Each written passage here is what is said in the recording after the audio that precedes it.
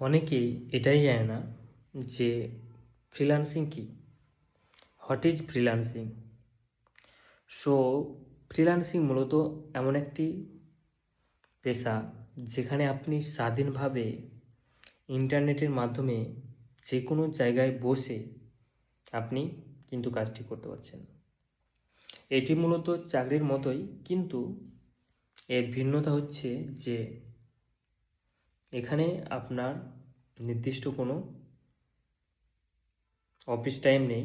আপনি এই কাজটি কিন্তু যে কোনো জায়গায় বসে যে কোনো সময় করতে পারবেন।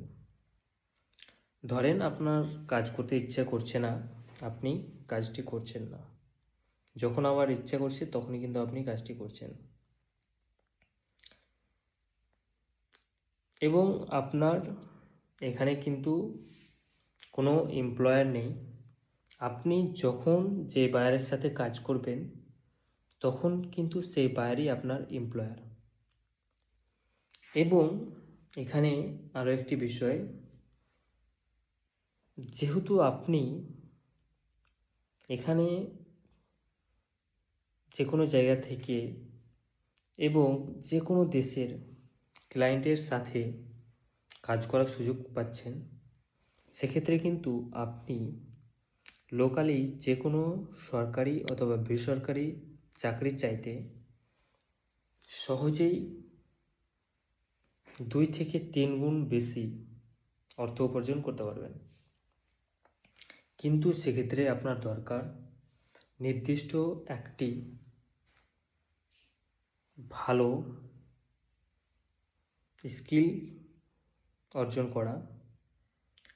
এখানে বিভিন্ন ধরনের স্কিল রয়েছে, যেমন ডিজিটাল মার্কেটিং থেকে শুরু করে graphics design, video editing, web development, এছাড়াও আরও অনেকগুলো সেক্টর রয়েছে। সো যে কোনো একটি সেক্টর বেছে নিয়ে আপনাকে সেক্ষেত্রে ভালো স্কিল প্রথমে অর্জন করতে হবে, তাহলেই আপনি এখানে আসতে পারবেন।